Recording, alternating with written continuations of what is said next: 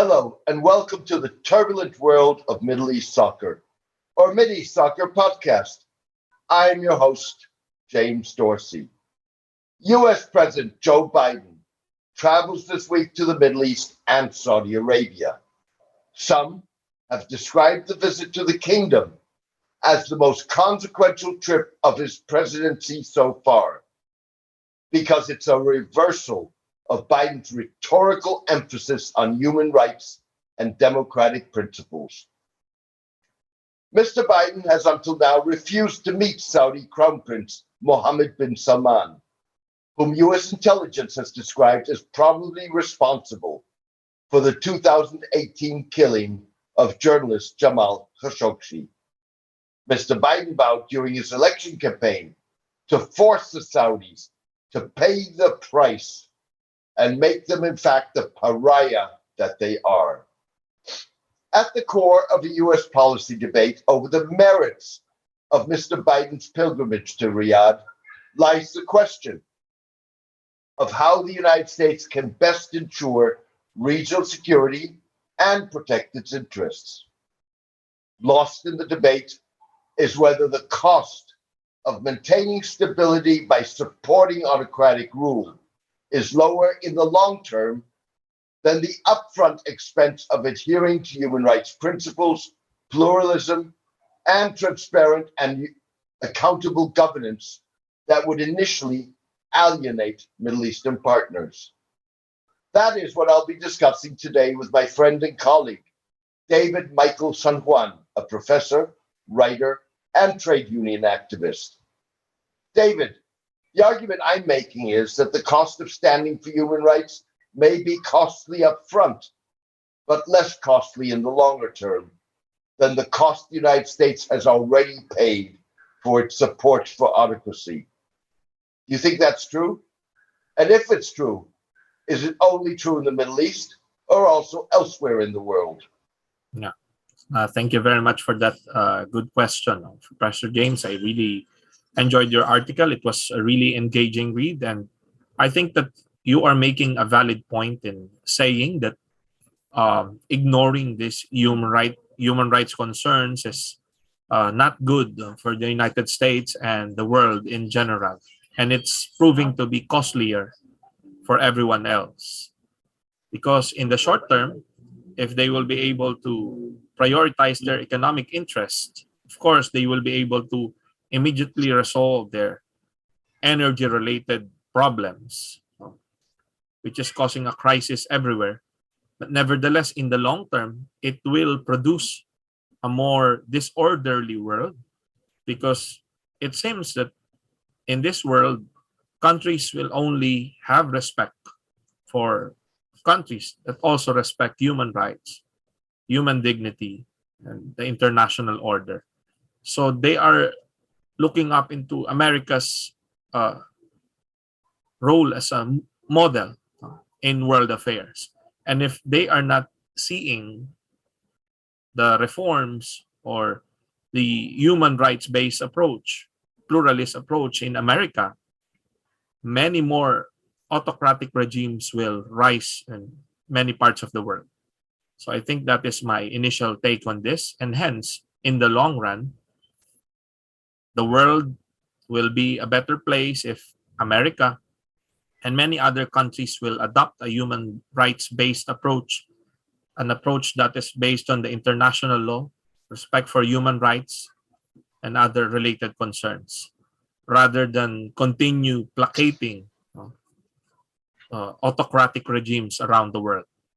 Of course, the price that America will have to pay is that in the medium term, they will be compelled by the circumstances to also take a look at their own system, because they cannot preach to the world if they are unable to practice what they preach. So if they will be preaching human rights to everyone, they will have to first resolve their own internal human rights concerns. And I think that this will be true around the world, especially in regions such as Southeast Asia, where, of course, we all know there are a number of so-called autocratic regimes, in recent years that are taking power, not only in the Philippines, but also in Myanmar and to a certain extent in Thailand. So everyone is taking a look at what America will do with all these human rights concerns. Let's divide this up a little bit into various parts and leave the part about what is possible, what is not possible for a moment. But taking up front what you said, which was that countries are looking to the United States to adhere to human rights values. In fact, I would argue that the autocracies are not looking to the United States to adhere to those values. They're looking to the United States to be opportunistic about those values, which is the argument that people are making against the visit to Saudi Arabia by Joe Biden. The question really is then, can autocratic regimes ignore the U.S. quest for human rights, or, as many, the realists would argue, shift their alliances to a greater degree to countries like China, or do they really not have a lot of options? And then again, in the Middle East, and particularly in the Gulf, they may not have as many options as maybe more authoritarian regimes in Southeast Asia have, because in the Gulf, of course, there is a very strong U.S. security and defense arrangement, which exists in Saudi Arabia, in Southeast Asia too, but is of a different nature. I think that Southeast Asia is also at the center of the current struggle for influence between China and the USA.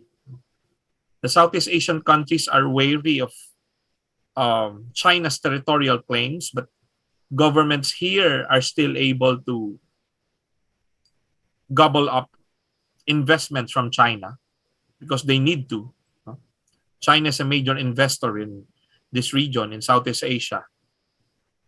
So, at least in Southeast Asia, the American transition to a rules-based and human rights-centered approach will have to be backed up by investments, or at least in the perspective of the regional governments. They would need investments that would rival the investments of China, for them to be willing to be more accommodating to the American concerns for human rights. But yes, unfortunately, at this point, it seems that America is also playing a game, with the Southeast Asian governments. It seems that they are willing, the Americans are willing to tolerate human rights abuses or autocratic regimes in Southeast Asia in exchange for a semblance of influence over these countries. Especially, say, for example, with regard to the Philippines, the outgoing Duterte administration, the Biden administration was still dealing with the Duterte administration, despite the fact that the International Criminal Court has started proceedings on the drug-related killings in the Philippines. So the Americans have been saying that the drug killings are wrong, etc. But nevertheless, military exercises between Philippine state security forces and American soldiers have been continuing then and now. And I think that under the second Marcos administration, things will not change much. That will be the same policy of the United States with regard to the Philippines and many other Southeast Asian countries. Although at times, in Myanmar, just like in Myanmar, they are willing to have sanctions. They are willing to impose sanctions. But some observers are actually saying that sanctions are the things that Western countries do when they really don't want to change things. So people are actually doubting the effectiveness of sanctions. So not only in relation with Myanmar, but other countries as well. Say, for example, Russia. So again, that means that in Southeast Asia, a change in attitudes could only happen if there's also investments involved. No? Perhaps the regional governments here will be more amenable to reviewing their human rights records, to becoming more pluralistic, politically speaking, if the American system or the Americans, the Western countries, will be willing to match China's investments. So that is Per- my take at this point. Perhaps we're looking at achieving human rights and rule of law in a bit too narrow a perspective. So, with other words, we're looking at it in terms of economic interest, or we're looking at it in terms of bowing to pressure. And as you mentioned, sanctions as a effective tool are a mixed bag. Yeah.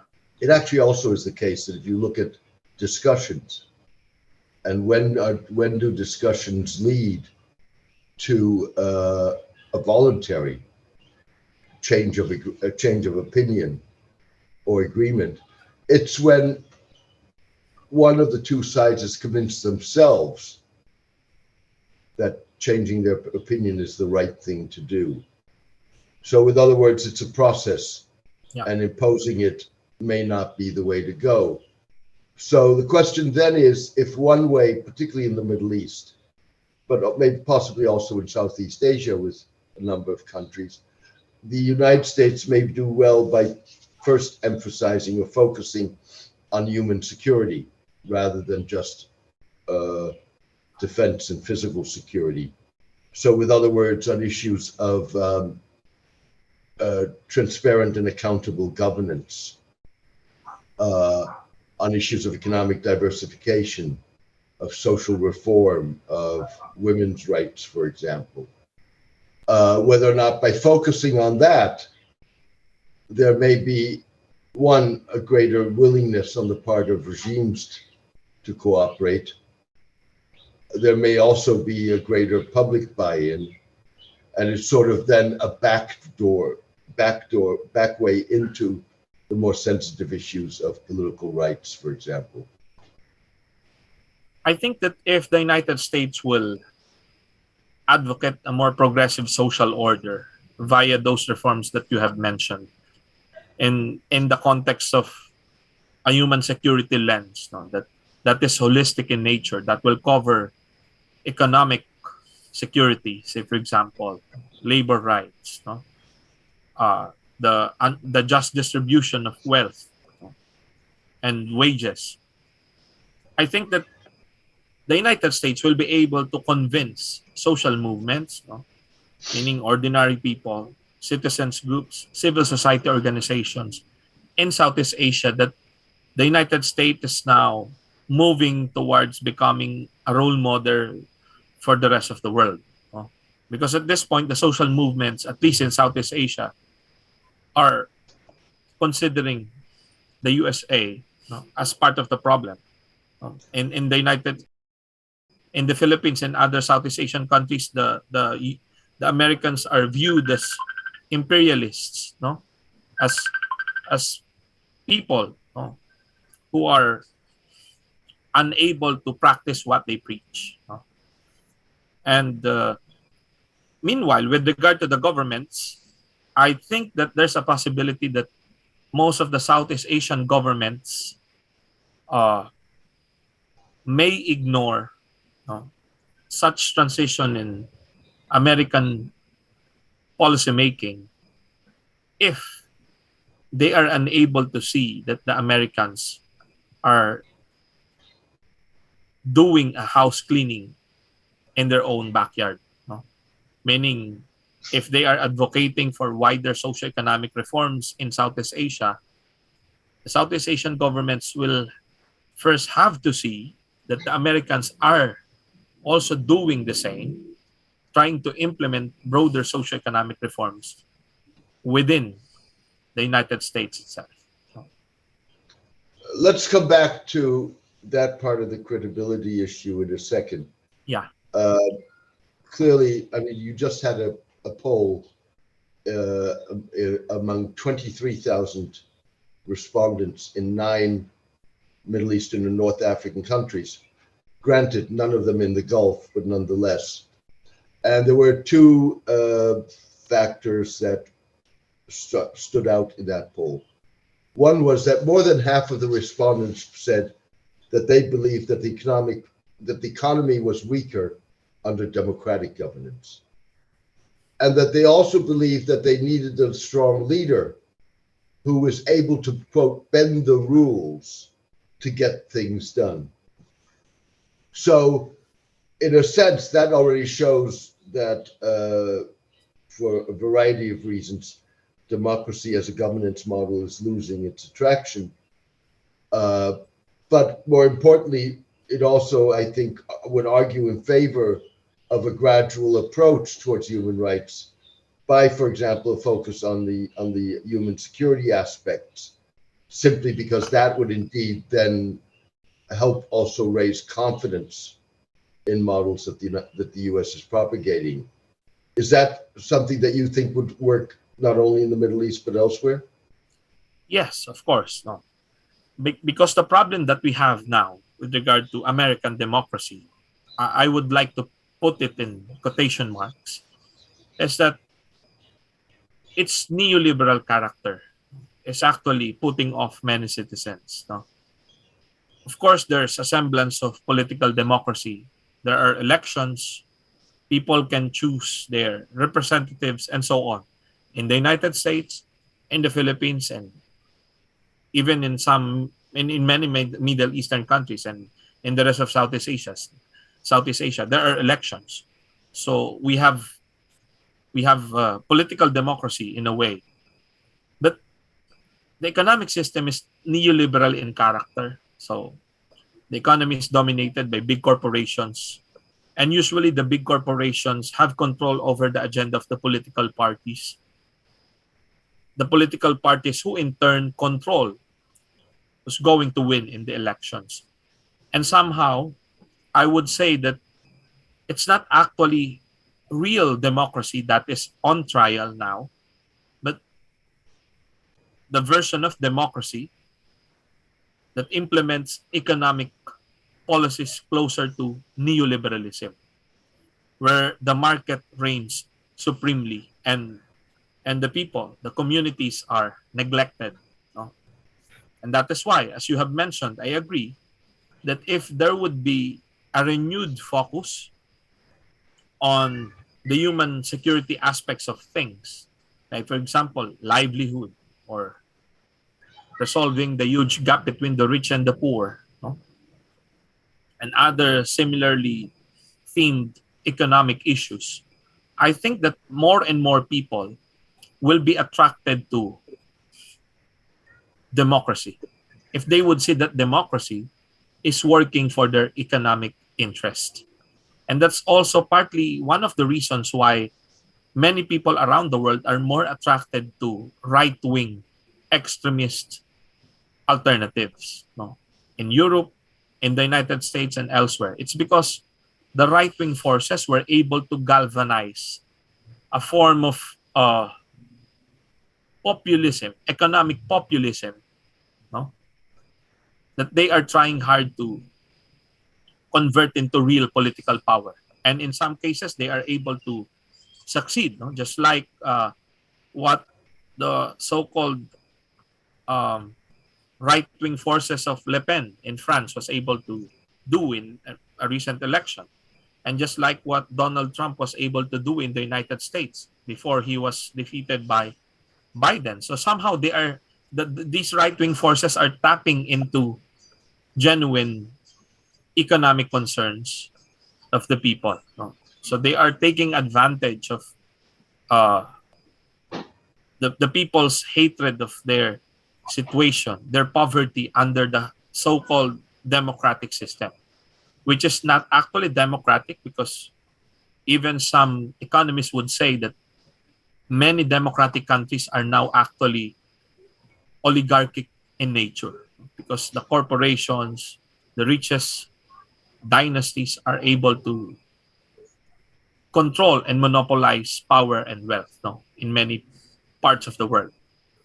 And hence, perhaps, if the United States will be able to engineer a shift in its economic policies inside the United States, they will be able to do the same in other parts of the world. No? They talking about shared values and aspirations. No? So if people in Southeast Asia are able to see that, okay, this version of democracy that they want to renew is a democracy based on shared prosperity, on shared economic interests of both the developing and the developed countries. Perhaps more and more governments and more people around the world will be attracted to that vision. No? And at this point, unfortunately, we are unable to see that vision in the current form of democracy that the United States is practicing or that it currently have.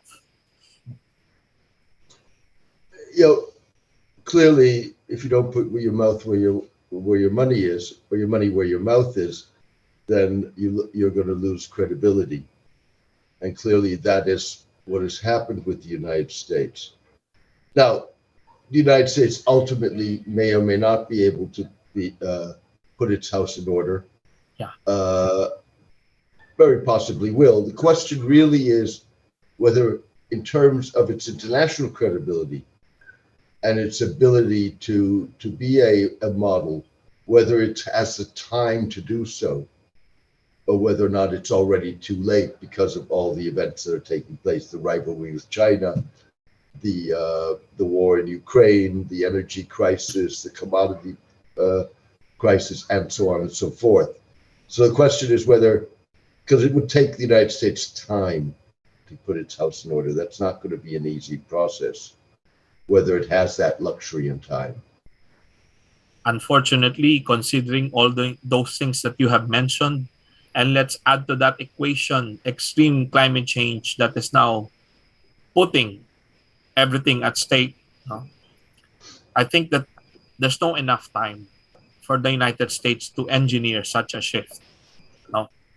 Unless if there would be a popular mass movement of Americans in solidarity with the rest of the exploited or oppressed people around the world, demanding for broader economic prosperity for everyone, demanding for a better New Deal for everyone, say, for example, it's a possibility. But I think that at this point, we're still very far from that. And considering all the crises that we are facing, it's really very difficult to develop such a broad movement, even just inside the United States. I think that they're having trouble in doing it. So in effect, the realists are right. Somehow. If you're not able to put up a credible alternative, then you might as well deal with reality as it is and kick the can down the road. Yeah, somehow. And at least that will postpone further decline, at least in with regard to the United States status as a superpower. But I think it's also becoming clear now that yes, the United States is in decline, and just like the rest of the world's empires, it is probably headed to a semblance of a collapse or whatever a further decline can we label. And in place of that, there could be a new superpower or superpowers. So it could be plural. And unfortunately, that will also mean a world that will be more disorderly in nature. Yeah. A Financial Times columnist recently argued, not without reason, that one has to look at domestic and international decline of superpowers, empires, as in some ways separated. So, with other words, you can see a much quicker decline domestically, as we are at the moment seeing. And he traced this throughout history from the Roman Empire on. you can see a domestic decline that is much more sharp, much more immediate, but that the impact of that on the country as a superpower, that the country is able to project itself as a superpower much longer than its domestic situation may or may not justify. So that could very well be what we see in terms of the United States, which would be another argument why the realists and the right, whether one likes it or not. Yes, but unfortunately for the United States, it seems that many citizens around the world are now doubting its capability to lead the world. Say, for example, especially with regard to the way Russia is able to do what it's doing in Ukraine.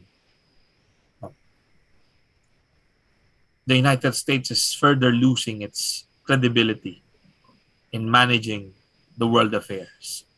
Every second, every day that the war of Russia against Ukraine is carrying on.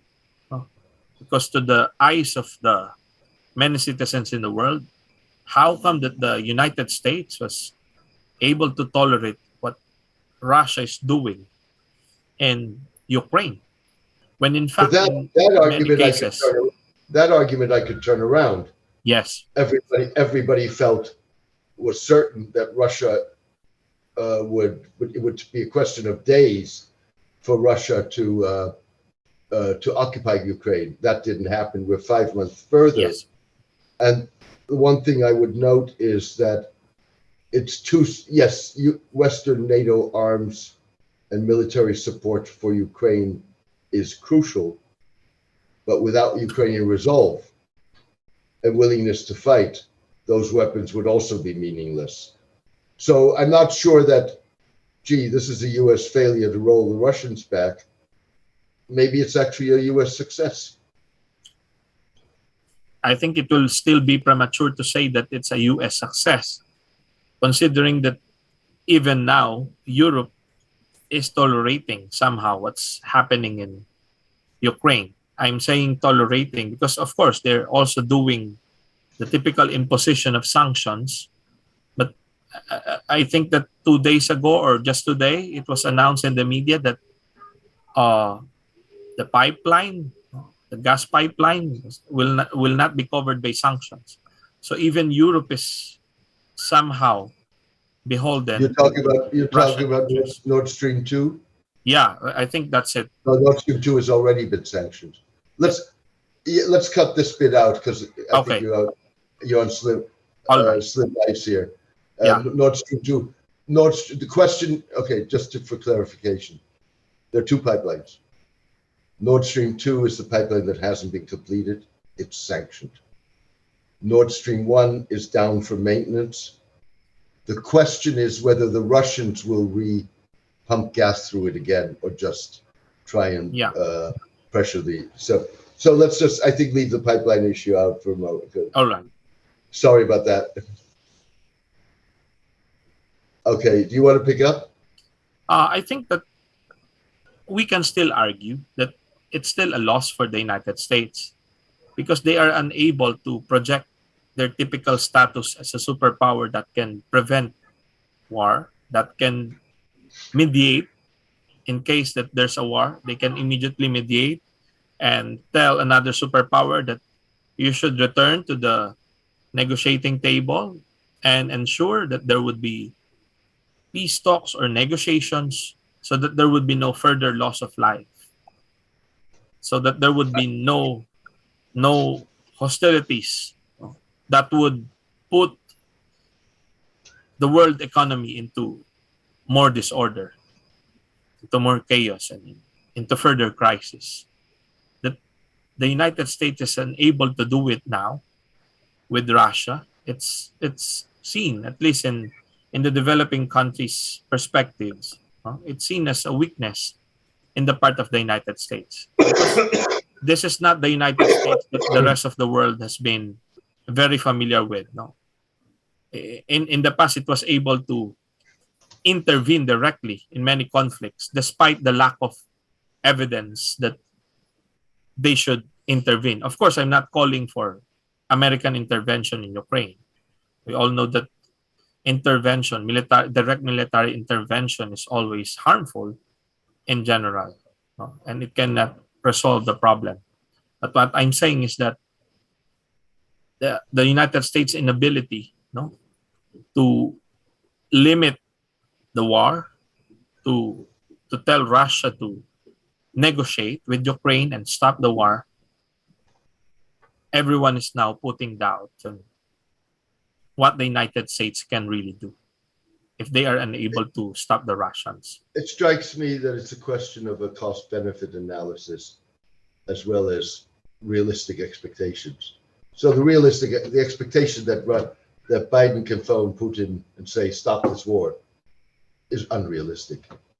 The United States clearly decided that direct intervention was more than it was willing to expend on this. Had it intervened, the Russians would be out.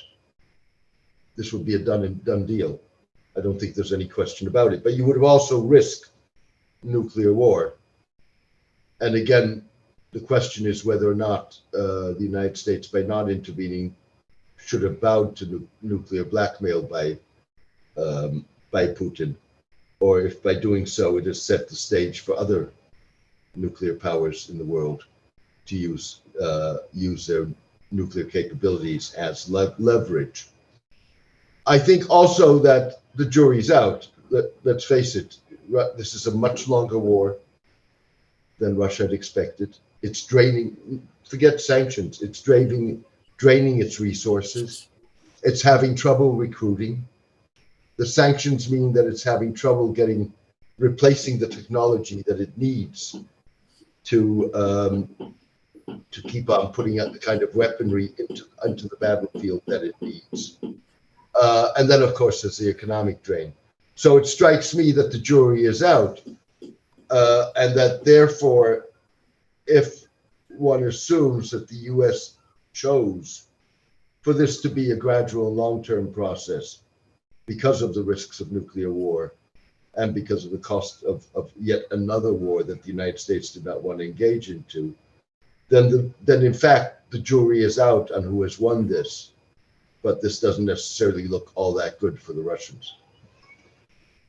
On that count, I may agree that yes, domestically, things are playing nice for the Americans, no?